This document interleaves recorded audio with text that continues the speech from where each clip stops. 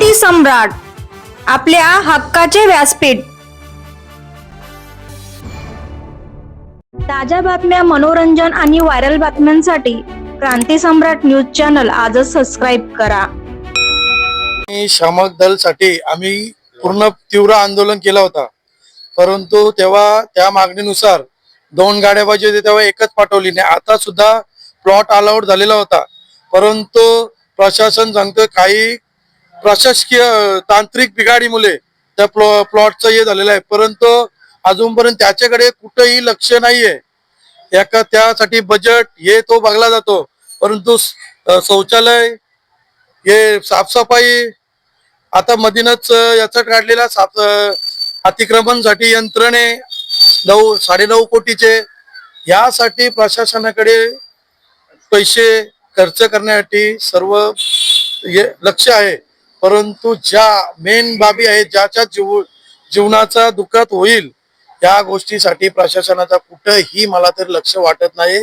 आज कामोठ्यामध्ये महानगरपालिका होऊन पनवेल तालुक्यामध्ये 2016 पासून स्थापन झाले, परंतु कामोड्याची मागणी ही किमान 7 ते 8 वर्षापासून आहे का आम्हाला कामोड्यासाठी सेपरेट अग्निशामक दल हवा आहे.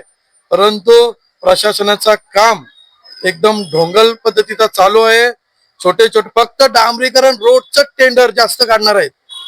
ते फक्त टेंडर कंस्ट्रक्शन ज्या कंपन्या आहेत त्या कंपन्या कोणाच्या आहेत या सत्ताधाऱ्यांना पण माहिती आहे, विरोधकांना पण माहिती आहे आणि तुम्हाला पण माहिती आहे. त्या कंपनीच्या जास्तीत जास्त 5,000 कोटीचा जर बजेट असेल तर 2,000 कोटी या 2 कंपनीनाच जाणार आहेत. आणि आम्ही प्रत्येक वेळोवेळी तुम्हाला दाखवू. प्रत्येक स्थायी समितीची मिटिंग झाली का आम्ही प्रेस कॉन्फरन्स घेणार आणि त्याच्यात तुम्हाला दाखवतो. आणि प्रत्येक निविदामध्ये त्या 2 कंपन्या 100% असणार आणि त्यालाच तो टेंडर भेटला जाईल. यासाठी महानगरपालिका आज स्थापन केली आहे. म्हणून मी मागच्या टायमिंगला माझ्या इलेक्शनला बोललेलो होतो, कॉन्ट्रॅक्टदार हटवा आणि पनवेल महानगरपालिका वाचवा. यासाठी सत्ताधाऱ्यांना आज आमचा एक निषेध करतोय मी का तुम्ही जो प्रशासनाने जो टेंडर काढलेला आहे या टेंडर वरती फक्त आम्ही विरोध करतो म्हणून तुम्ही पास करता असं न बघता जो पैसा आहे आज या कामोड्यातील असेल सर्व वसाहतीमधील एक सामान्य माणूस आहे त्याला पगार 22-23 हजार रुपये असल्यानंतर आज टॅक्स 5 न 7 हजार येतोय. तो टॅक्स हा गोरगरीबचा टॅक्स याचा दुरुपयोग करू नका. या दुरुपयोग केल्यामुळे आज आमचा जो टॅक्स जसा नवी मुंबईमध्ये 500 स्क्वेअर फुटापर्यंत टॅक्स कमी करणार आहेत, येईल काही 15 वर्षात आम्हाला येईल पण येईल असं वाटतंय. परंतु या 2 कॉन्ट्रॅक्टदारांमुळे ही वेळ येण्यापेक्षा 500 स्क्वेअर फुटला अजून टॅक्स वाढवतील असं आम्हाला वाटतंय. म्हणून परत एकदा आणतो, कॉन्ट्रॅक्टदार हटवा आणि पनवेल महानगरपालिका वाचवा. या कराचा पैशाचा दुरुपयोग थांबलाच पाहिजे. या कराच्या पैशाचा दुरुपयोग थांबलाच पाहिजे. या कराच्या पैशाचा दुरुपयोग थांबलाच पाहिजे. शिवसेना जिंदाबाद. शिवसेना. 100% फसवणूक होत आहे. आता तुम्हाला जेवढे टेंडर दाखवलेत हे टेंडर हे फक्त कॉन्ट्रॅक्टदारांना साठीच काढलेले आहेत असे दिसून येत आहेत. आणि सत्ताधाऱ्यांनी या दिसून सुद्धा प्रत्येक गोष्टीला मान्यता देतात. त्यांना असं वाटतंय का जे विरोधक आहे याही जो विरोध केल्यानंतर आपण पण विरोध केला तर विरोधक आणि आपण एक आहोत असे लोकांना वाटावं नाही. म्हणून सत्ताधारी कुठल्याही गोष्टीचा अभ्यास न करता होला हो मान्यता करता. यासाठी आमचा सत्ताधाऱ्यांना 100% विरोध राहणार. तुम्ही प्रत्येक टेंडरचा अभ्यास केला पाहिजे. आम्ही जे विषय घेतलेत त्याच्यात पूर्णपणे तफावत दाखवून दिल्यानंतर त्याच गोष्टी घडत आहेत. आणि तुम्ही ऍडव्होकेट आहेत हे आहेत पण तुमचे जे सभापती आहेत आता त्यांचं शिक्षण किती आहे आणि ते कुठले ऍडव्होकेट आहेत ते आम्हाला समजायला पाहिजे. जे तुम्ही आता दिलेत जनस्थायी समितीचे त्यातून किती ऍडव्होकेट आहेत आणि किती सुशिक्षित आहेत याची सुद्धा आम्हाला नोंद द्यावी. फिरते शौचालय हा जो महत्वाचा मुद्दा आहे त्याला तुम्ही नवीन बनवा, तिथे पाणी पुरवठा करा, तिथे तुम्ही एक सफाई कामगार ठेवा जेणेकरून लेडीज असतील जेंट्स असतील ते जेव्हा तिथे जातात तेव्हा तिथे दुर्गंधीशिवाय काय दिसत नाही. हा दोष कोणाचा आहे? पालिकेचाच आहे ना. म्हणजे आहेत ते जर तुम्ही दुरुस्ती करत नसतील नव्याने कशाला बनवताय? आम्हाला त्याचा काही विरोध नाही, नव्याने नको आहे, पण जुने पहिले रिपेअर करा, तिथे पाण्याचा पुरवठा करा, तिथे मलनिर्सरण व्यवस्थित होत नाही, वास येते. अशा ठिकाणी बसवले जिथे कोण जातच नाही. गार्डन वगैरे आहेत अशा ठिकाणी तरी तुम्ही ही टॉयलेटची व्यवस्था करायला पाहिजे होती. कारण ही मागणी आमची 3-4 वर्षापासून आहे, पण याच्याकडे दुर्लक्ष आहे. त्यांना जिथे पाहिजे तिथे करताय, यासाठी आमचा विरोध आहे. कामोट्यामध्ये मला माझ्या निर्देश झाले की 15 दिवसापूर्वी कामोट्यामध्ये काही रस्ते झाले होते आणि आता परत ते रस्ते खोदले जातात. म्हणजे खरं तर महानगरपालिकेने हे रस्ते करण्यापूर्वी एकदाच जे काय असेल अंतर्गत कोणती खोदाई करायची असेल, अंतर्गत कोणती पाईपलाईन टाकायची असेल तर रस्ता करण्यापूर्वी अशा गोष्टी करून घ्याव्यात जेणेकरून पुन्हा रस्ता खोदता येणार नाही. जर कामोट्यामध्ये आपण असं विचारलेल्या प्रश्नाला असं माझं उत्तर आहे की बऱ्याच वेळा रस्ता होतोय परत रस्ता 15 दिवसानंतर खोदला जातोय. म्हणजे या रस्त्यामध्ये पुन्हा टेंडर काढायचं. आता सुनील भाऊने सांगितल्याप्रमाणे हे टेंडर मग काय फक्त 2 कंपन्यांना परत ते घ्यायचं. म्हणजे ही सध्या जी सत्ताधारी आणि महानगरपालिका चालत आहे ते फक्त टेंडर पुरती चालत आहे. यांना जनतेचं काही पडलेलं नाहीये.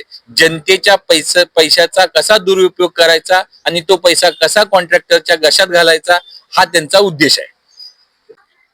कामोट्यामध्ये नको त्या ठिकाणी सिग्नल लावलेत, पाहिजे तिथं सिग्नल नाहीये. आणि कामोट्यामध्ये जर पाहिलं तर बऱ्याच ठिकाणी आता तुम्ही जर कामोट्याचा जर पार्किंगचा जर प्रश्न बघितला तर कामोट्यामध्ये कुठेही बोर्ड नाहीत.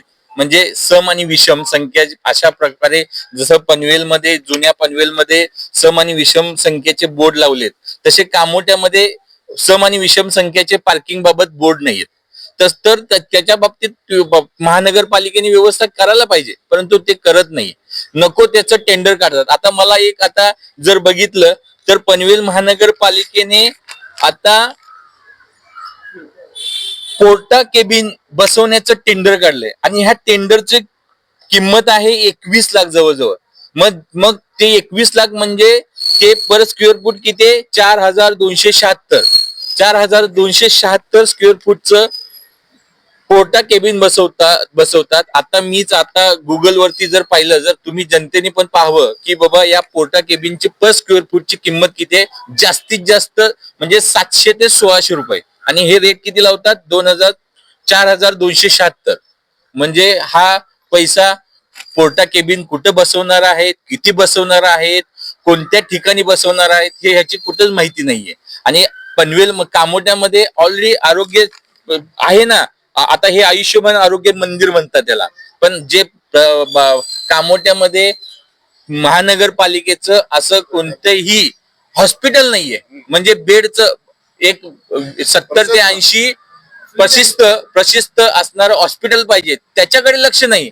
आणि हे असं छोटे छोटे टेंडर काढायचे, त्याला जास्त पैसे लावायचे आणि त्यातून कसा पैसा घशात घालायचा कॉन्ट्रॅक्टराच्या, हाच फक्त ह्या सत्ताधाऱ्यांचा लक्ष आहे. जय महाराष्ट्र सगळ्यांना. पत्रकार परिषद घेण्याचा उद्दिष्ट असा आहे माझा की काल स्थायी समितीची जी मीटिंग झाली त्या मीटिंग मध्ये आम्ही ज्या ज्या विषयांना विरोध केला त्या विषयांना सत्ताधाऱ्यांनी मान्यता दिली आहे. तर मला इथे सांगायचं आहे की हा पैसा जनतेच्या कष्टाचा आहे, त्याचा कसा गैरवापर होतोय हे मला दाखवून द्यायचं आहे जनतेला, म्हणून मी आज प्रेस कॉन्फरन्स बोलवली. कालचा जो विषय होता बस स्टॉपचा, तर मला एक सांगायचं की कामोठ्यामध्ये ज्या ठिकाणी बस थांबतच नाहीये अशा ठिकाणी बस स्टॉप बांधून ठेवलेत आणि एका बस स्टॉपची किंमत आहे 27 लाख रुपये. तर 27 लाख रुपयामध्ये तसं बघायला गेलं तर आता एक 1 BHK फ्लॅट येईल. तर एवढा महागाचा बस स्टॉप बांधण्याची गरज काय आहे हा माझा पहिला प्रश्न आहे. आणि जिथे बस थांबतच नाही तिथे हे बस स्टॉप का बांधून ठेवले. आणि मला इथे दाखवून द्यायचंय की सत्ताधाऱ्यांनी अशा टेंडरना मान्यता दिली आहे की जे बस स्टॉप बांधून ठेवलेत त्यांच्या साफसफाईसाठी 2 कोटी रुपयांचा जो टेंडर काढलाय अशा टेंडरला आम्ही विरोध करून सुद्धा त्यांनी मान्यता दिली आहे. तर 2 कोटी रुपये फक्त साफसफाईसाठी देणार आहे महानगरपालिका. तर मला असं बोलायचं आहे की जर साफसफाई करण्यासाठी नवीन टेंडर न काढता जे महानगरपालिकेचे जे कामगार आहेत त्यांनाच तिथे कामाला लावावं आणि साफसफाई करून घ्यावी, मला एवढंच बोलायचं. आणि त्यांची संख्याबळ जास्त आहे सत्ताधाऱ्यांची, म्हणून ते सगळ्या विषयांना मान्यता देतात. तर असा जनतेच्या पैशांचा गैरउपयोग होऊ नये हे मला जनतेला दाखवून द्यायचं आहे की हा आपला कष्टाचा पैसा आहे आणि याचा असं ते सत्ताधारी त्यांची संख्याबळ जास्त असल्यामुळे प्रत्येक टेंडरला मान्यता देऊन आपल्या कष्टाच्या पैशाचा गैरवापर करतात. केलं तर टॉयलेट त्यांनी ऑलरेडी पहिला बांधून ठेवलेले आहेत, त्यांची स्वच्छता व्यवस्थित टाइम टू टाइम होत नाहीये आणि आता नवीन टॉयलेट बांधण्यासाठी त्यांनी नवीन टेंडर काढलंय. तर माझं असंच म्हणणं आहे की पहिलं जे जुने टॉयलेट आहेत त्यांची साफसफाई व्यवस्थित करा, त्यांना मेंटेन ठेवा आणि नंतर असे नवीन टेंडर काढा, जेणेकरून आपला महानगरपालिकेचा पैसा वाचवला जाईल. सांगितल्याप्रमाणे कामोट्यामध्ये काही बस स्टॉप बसवले, त्या बस स्टॉप साठी 27 लाख रुपये खर्च केला आणि ते 27 लाख रुपये एका वर्षापूर्वी खर्च केल्यानंतर पुन्हा ते बस स्टॉप साफ करण्यासाठी परत 2 कोटीचं कॉन्ट्रॅक्ट केलंय. त्यासाठी आमच्या ताईंनी विरोध केला होता, परंतु तो विरोध झुडकावून लावून ते टेंडर पास करण्यात आलेला आहे. जर समजा हा जो पैसा जो आहे तो कामोटे असेल किंवा खारघर म्हणजे या पनवेल महानगरपालिकेच्या या हद्दीत राहणाऱ्या सर्व जनतेचा कराच्या माध्यमातून आलेला हा पैसा आहे आणि ह्या पैशाचा अशा प्रकारे दुरुपयोग करतात. आणि आता सत्ताधारी सांगत असतील की हायटेक बस स्टॉप जर तुम्ही म्हणताय तर मला सांगा, आज कामोट्यामध्ये बस स्टॉप बांधले, तिथं बस येते का, हा प्रश्न आहे. जर बस येत असेल तर आमच्या सगळ्याकडून म्हणजे उदाहरणार्थ कामोट्यामध्ये हावरे या ठिकाणी बस स्टॉप बांधलेला आहे आणि त्या बस स्टॉप जवळ जर बस येत असेल तर आमच्याकडून 10 लाख रुपयाचं इनाम या सत्ताधाऱ्यांना देण्यात येईल. आम्ही आज जाहीर करतो. माझा निर्णय हाच असेल की याच्यासाठी वेगळा काही टेंडर काढायची गरज नाहीये, मला तर असं वाटतंय. त्याच्यामुळे मी विरोध केलाय, कारण हा एवढा काय मोठा विषय नाहीये साफसफाईचा. आत्ताच नुकताच नवीन बांधलेले आहेत ते बस स्टॉप आणि त्यांना एवढी काही साफसफाईची गरज नाहीये मला असं वाटतंय. कारण बसच जिथे येत नाही तिथे लोकच नसणार, त्याच्यामुळे तिथे घाण व्हायची काही प्रश्नच येत नाही. तर मग साफसफाईसाठी टेंडर का काढण्यात आलाय? आता कामोट्यामध्ये तुम्हाला पूर्ण दाखवतो. रस्त्याचे काम या कंपनीला लागलेले आहे. तो काम आहे 25 CR आणि वाढीव काम 30 कोटी. म्हणजे एखादी कंपनी काय करते, मायनस मध्ये काम घेते आणि तो मायनस कसा भरून काढायचा तो या टेंडर मध्ये दिसून आहेत. आज स्थायी समिती सभेची जी मीटिंग झाली त्यामध्ये प्रिया गौरी यांनी टाकला विषय, जेव्हा तुम्ही एक्सेस सेव्हिंग मध्ये जो विषय टाकलाय वाढीव कामापेक्षा नवीन टेंडर काढा. परंतु एखादा कंपनीने तो काम सत्ताधारी जे असतील किंवा प्रशासन असतील, ज्यांचे अधिकारी असतील, यांना मॅनेज करूनच हा काम घेतला जातो. मॅनेज केल्यानंतर ती जे आपण मायनस मध्ये जो काम घेतो तो कामाची रक्कम एक्सिस सेव्हिंग मध्ये वाढवली जाते, असा माझा आरोप आहे. आणि हा आरोप सिद्ध करते. जेव्हा त्यांना प्रश्न केला का भ्रष्टाचार आहे तुम्ही दाखवून द्या, आमची एकच विनंती आहे प्रशासनाच्या प्रत्येक अधिकाऱ्याला का तुम्ही जो काम त्यांच्या टेंडर मध्ये जो दाखवलेला आहे तो काम कमी केला असेल तर त्यांचे पैसे कापता का, ते न कापता तुम्ही एक्सेस सेव्हिंग मध्ये जो काम वाढीव आहे त्यांना ज्या मायनस मध्ये काम केलाय तो कामाची भर तुम्ही करून घेता, हा असा आमचा आरोप आहे. आणि त्यासाठी मी तुम्हाला दाखवतो, हा टेंडर जो आहे हा 22 कोटीला घेतलेला होता, तो 30 कोटीपर्यंत पोहोचवला. दुसरा टेंडर